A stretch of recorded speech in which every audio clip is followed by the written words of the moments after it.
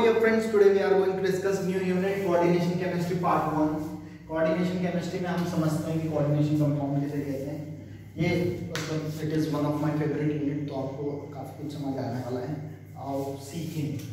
तो सबसे पहले हम बात करते हैं कॉम्प्लेक्स कंपाउंड या कोऑर्डिनेशन कंपाउंड की। कोऑर्डिनेशन कंपाउंड की इसे समझने से पहले मैं 2-3 पॉइंट और बोल देता हूँ आपके सामने।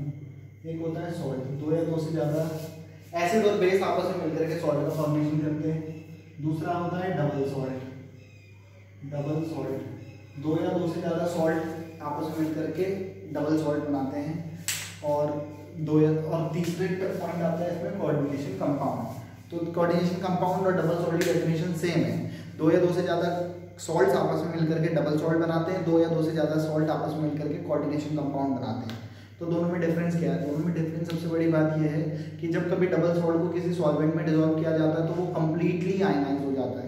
K2SO4 Al2SO4 का whole thrice 24H2O potash alum फिट करी का एग्जांपल है, वो डबल सॉल्ट है। और जब हम किसी कोऑर्डिनेशन कंपाउंड को किसी सॉल्वेंट में डिसॉल्व करते हैं तो वो कंप्लीटली आयनाइज नहीं होते। और जैसे कोऑर्डिनेशन कंपाउंड का एक एग्जांपल ये दिख रहा हूँ आपके सामने, K4FeCN का होल 6 और Cl2, ये आपका एक कोऑर्डिनेशन कंपाउंड है। तो ये ब्रैकेट वाला पार्ट कभी भी अपने इसे कोऑर्डिनेशन स्फीयर कहते हैं। कोऑर्डिनेशन स्फीयर है, कोऑर्डिनेशन स्फीयर ये वाला पार्ट कभी भी आयंस में ब्रेक नहीं होता है। ये और ये तो हो भी जाते हैं, लेकिन ये वाला पार्ट कभी भी अपने आयंस में ब्रेक नहीं होता है। तो ये आपका कोऑर्डिनेशन कंपाउंड और डबल सॉल्ट में डिफरेंस भी है। K2SO4 Al2SO4 का whole thrice 24H2O potash alum FeSO4 NH4 का होल थ्राइस SO4 6H2O मोर सॉल्ट, वो भी डबल सॉल्ट का एग्जांपल है। अभी मैंने कोऑर्डिनेशन कंपाउंड का एक एग्जांपल बताया। तो कोऑर्डिनेशन कंपाउंड को सबसे पहले 1863 के आसपास ऑल्फ्रेड वर्नर नाम के साइंटिस्ट ने वर्नर थ्योरी के अकॉर्डिंग वर्नर थ्योरी देकर के अपनी थ्योरी देकर के कोऑर्डिनेशन कंपाउंड को एक्सप्लेन किया था। तो कोऑर्डिनेशन कंपाउंड को एक्सप्लेन कैसे किया था मैं नोट्स के अकॉर्डिंग आपको बता दूंगा, बाकी आपको यहाँ पे समझना है कि कैसे कैसे एक्सप्लेन किया था।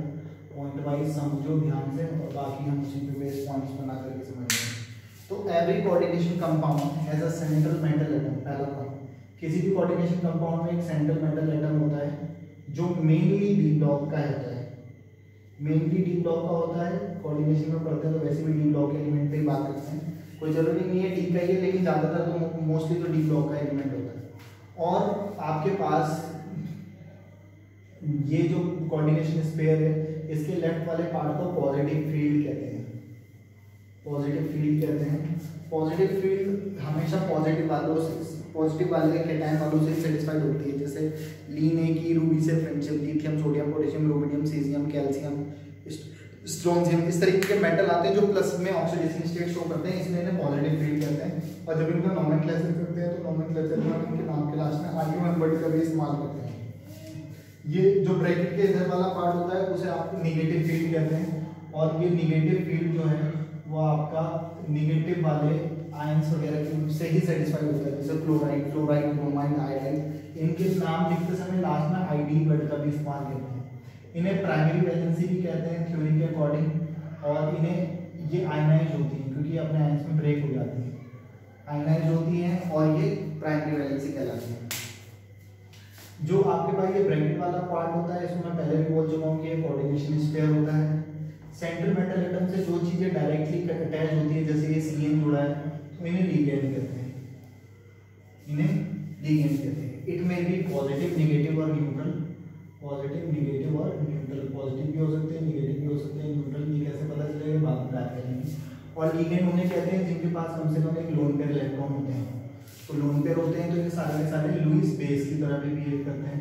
और ये मेटल के पास खाली वैकेंट डी ऑर्बिटल होने की वजह से ये अपने लोन पेयर इनके डी ऑर्बिटल में डालते हैं। लिगेंड के पास लोन पेयर होते हैं, मेटल के पास खाली ऑर्बिटल होती है, ये अपने लोन पेयर इनकी ऑर्बिटल में डालते हैं और एक बॉन्ड बनाते हैं जिसे कोऑर्डिनेशन बॉन्ड कहते हैं। इसीलिए इन कंपाउंड को कोऑर्डिनेशन कंपाउंड्स भी कहा जाता है। और ये आपके पास, क्योंकि इनके पास खाली ऑर्बिटल होती है जहाँ ये इलेक्ट्रॉन देते हैं, इसलिए लुईस एसिड की तरह बिहेव करते हैं। तो लुईस एसिड और बेस आपका मिलकर के सॉल्ट का फॉर्मेशन, डबल सॉल्ट का फॉर्मेशन करके कोऑर्डिनेशन कंपाउंड का फॉर्मेशन करते हैं।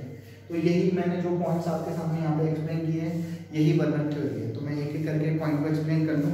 Every coordination compound has a central metal atom, mainly it is of mainly D block element, and the left part of the coordination sphere called positive field, it may be any positive cation, and the right part of the coordination sphere is called negative field. It is also known as primary valency. It is ionized, and the whole bracket part is called coordination sphere. The species which is directly attached to the metal atom is called ligand, and ligand may be positive, negative or neutral. It contains lone pair of electron, उन्हीं को ligand कहते हैं. It contains lone pair electron, behave as a Lewis base. It contains vacant d orbital, behave as Lewis acids. And the coordination the ligand वाले part को आपका secondary valency भी कहते हैं, कोऑर्डिनेशन नंबर भी कहते हैं, इनको ऑक्सीडेशन नंबर कहते हैं. निकालने से हम लोग कुछ और करेंगे, लेकिन डेफिनेशन के अकॉर्डिंग यहाँ पे ऑक्सीडेशन नंबर कहते हैं, इन्हें सेकेंडरी वैलेंसी कहते हैं, इन्हें कोऑर्डिनेशन नंबर भी बोला जाता है. और ये नॉन आयनाइज होती है, अपने आयंस में ब्रेक नहीं होते, क्योंकि आपको भी पता है कि ये वाला पार्ट अपने आयन में ब्रेक नहीं होता, तो ये वाले पार्ट कभी भी आयनाइज नहीं होते. तो अभी तक मैं इतने पॉइंट पे बात कर चुका हूँ. 1 2 3 4 5 6 7 8 9 10 पॉइंट अभी तक मैं इस थ्योरी में एक्सप्लेन कर चुका हूँ. तो 9-10 पॉइंट से बेसिस पर आप पूरी वर्नर थ्योरी को एक्सप्लेन कर सकते हैं. तो यही आपका कोऑर्डिनेशन कंपाउंड है. सॉल्ट, डबल सॉल्ट और कोऑर्डिनेशन कंपाउंड को मैं एक्सप्लेन कर चुका हूँ. एक नए पॉइंट पर बात करता हूँ, लिगेंड. तो लिगेंड की डेफिनेशन मैं आपको बता दूँ. 2 डेफिनेशन मैं अभी भी बता चुका हूँ.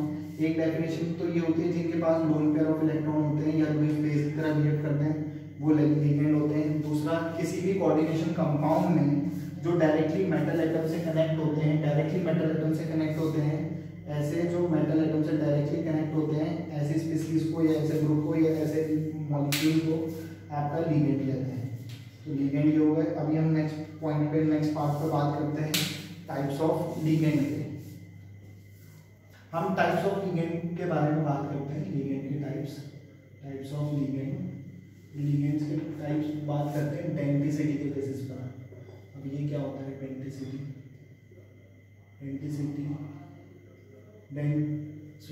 डेंसिटी या फिर डोनर साइड के बेसिस पर. अब ये क्या चीज़ होती है उसे समझते हैं. तो आपके पास सपोज एक H2O है, आपको पता है H2O का स्ट्रक्चर कुछ इस तरीके से होता है. तो H2O में 3 एटम्स हैं, लेकिन ऑक्सीजन है जिसके पास लोन पेयर इलेक्ट्रॉन है. ऑक्सीजन है जिसके पास 2 लोन पेयर इलेक्ट्रॉन होते हैं. तो आपके पास लोन पेयर हाइड्रोजन के पास नहीं, ऑक्सीजन के पास ही है. तो कभी भी अगर आपके पास ऑक्सीजन अपने लोन पेयर इलेक्ट्रॉन किसी मेटल को देगा तो सिर्फ ऑक्सीजन ही देगा. जिसका और किसी भी लिगेंड में प्रेजेंट वो एटम जो अपने लोन पेयर इलेक्ट्रॉन को डोनेट करता है, उसी को डोनर साइड कहते हैं. ये भी बात ध्यान रखेंगे आप, डोनर साइड वाली. और डेंसिटी के बेसिस पर अगर मैं बात करूँ तो पहला होता है मोनोडेंटेड लिगेंड. मोनोडेंटेड जिसके पास एक ही डोनर साइड होता है, मोनोडेंटेड लिगेंड कहलाते हैं. फॉर एग्जाम्पल जैसे H2O, अभी मैं बोला 2 लोन पेयर है, लेकिन है तो डोनेट करने वाला एक ही एटम, तो यहाँ पे एक ही डोनर साइड है, तो मोनोडेंटेड. फॉर एग्जांपल एक और हो गया NH3, मोनोडेंटेड लिगेंड. RNH2 एक ही डोनर साइड है, nitrogen, monodentate ligand. Monodentate ligand है सारे के सारे. बात करते हैं bidentate ligand. Bidentate ligand are those ligand which contains 2 lone pair of electron. जिनके पास 2 ऐसे लिगेंड जिनके पास 2 डोनर साइड होते हैं, 2 डोनेट करने वाले 2 एटम होते हैं, डोनर साइड होते हैं, बाइडेंटेड लिगेंड कहते हैं. फॉर एग्जांपल आपके पास एक एग्जांपल है इथाइलिन डाइमीन. और ये सारे के सारे न्यूट्रल लिगेंड है, तो कोई 4-5 वाली जैसी कोई बात नहीं, सबकी वैलेंसीज पूरी है. तो ये इथाइलिन डाइमीन बाइडेंटेड लिगेंड. तीसरे एग्जांपल में बात करें ट्राइडेंटेड लिगेंड की. हाँ, एक एग्जांपल बाइडेंटेड का ये भी है ऑक्सीडेटर. इसमें 2 निगेटिव चार्ज होते हैं, तो ये निगेटिव ऑक्सीडेशन स्टेट वाला -2 ऑक्सीडेशन स्टेट भी है. तो निगेटिव लिगेंड भी है, और निगेटिव लिगेंड के साथ साथ इसके बाद 2 निगेटिव चार्ज है, ऑक्सीजन मेटल को देता है, तो 2 डोनर साइड है, बाइडेंटेड लिगेंड, इसे ऑक्सीडेटर कहते हैं. इथाइलिन डाइमीन है, शॉर्ट में EN से रिप्रेजेंट कर लेते हैं. अब इसका एक एग्जांपल है diethylenetriamine. Di ethylene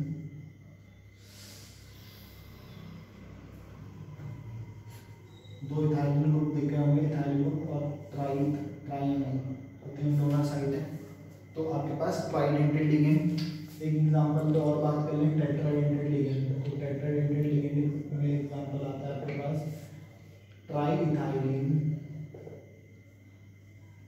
tetraammine, ट्राइइथाइलिन, tetraammine, 4 donor side हो गए 1 2 3 4। तो ट्राइइथाइलिन, टेट्राएमीन ये आपका टेट्राडेंटेड लिगेंड है। पांचवा अगर मैं बात करूँ तो हेक्साडेंटेड लिगेंड आता है। टेट्राडेंटेड के बाद पेंटाइप पे बात नहीं करते, वो भी बना सकते, लेकिन जनरली हेक्साडेंटेड के बारे में पढ़ते हैं। हेक्साडेंटेड लिगेंड, हेक्साडेंटेड लिगेंड में आता है ethylene, diamine, acetate, CH3CO negative, CH3CO negative, और ऐसे एसिटेटाइन 4 है। तो CH2COO नेगेटिव। तो ethylene, diamine, tetraacetate, 6 donor side है 1 2 3 4 5 6। तो इथाइलिन, डाइएमीन, टेट्राएसिटेटाइन ये भी एक हेक्साडेंटेड लिगेंड हो गया, 6 डोनर साइड है, हेक्साडेंटेड लिगेंड है। अब बात करते हैं आपके पास हेप्टाडेंटेड नहीं आता, एक आता है एम्बीडेंटेड लिगेंड। इस वाले को समझना है थोड़ा, एम्बीडेंटेड लिगेंड ध्यान से समझना है। एम्बीडेंटेड लिगेंड एम्बीफियंस से बना है। एम्बीफियंस उन्हें कहते हैं जो पानी और लैंड दोनों में रह लेते हैं, लेकिन जिस समय वो पानी में रहेंगे तो उसी समय तैरेंगे, जमीन में आकर नहीं तैरेंगे। मतलब जब पानी में होंगे तो पानी वालों की जीवों की तरह व्यवहार करेंगे, जब लैंड पर होंगे तो लैंड वाले जीवों की तरह व्यवहार करते हैं, तो वो एम्बीफियंस होते हैं। जैसे आपका फ्रॉग हो गया, उसी से रिलेटेड आपका CN साइनो, कार्बन भी डोनेट कर सकता है, नाइट्रोजन के पास लोग पैर होता है वो भी डोनेट कर सकता है किसी मेटल को, लेकिन एक टाइम पे जिस समय C देगा उस समय नाइट्रोजन नहीं देगा, जिस समय नाइट्रोजन देगा उस समय कार्बन नहीं देगा। तो जब नाइट्रोजन कार्बन देता है तो इसे साइनो कहते हैं, और जब नाइट्रोजन देता है तो आइसोसाइनो कहते हैं। आपके पास है दूसरा, इसका नाम होता है थायोसाइनो, और अगर मेटल को नाइट्रोजन दे रहा होगा तो आइसोथायोसाइनो कहते हैं। नेक्स्ट आपके पास नाइट्रोजन देता है तो नाइट्रो, ऑक्सीजन देता है तो नाइट्राइटो कहते हैं, नाइट्रो नाइट्राइटो।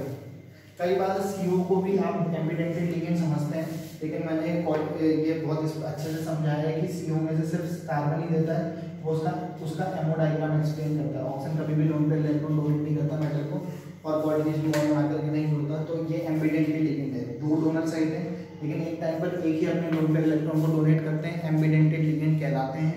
CO आपका एम्बीडेंटेड लिगेंड नहीं कहलाता। तो मैं एम्बीडेंटेड लिगेंड के टाइप्स के पे बात कर चुका हूँ, डेंसिटी के डोनर साइड के बेसिस पर। अभी मैं बात करता हूँ टाइप्स ऑफ लिगेंड में, लिगेंड के types on the basis of charge, charge के बेसिस पर कैसे एक्सप्लेन करते हैं। लिगेंड के टाइप्स के बारे में बात करते हैं हम। लिगेंड के types on the basis of charge. Charge आपको पता है 3 टाइप के होते हैं, पॉजिटिव, नेगेटिव, न्यूट्रल।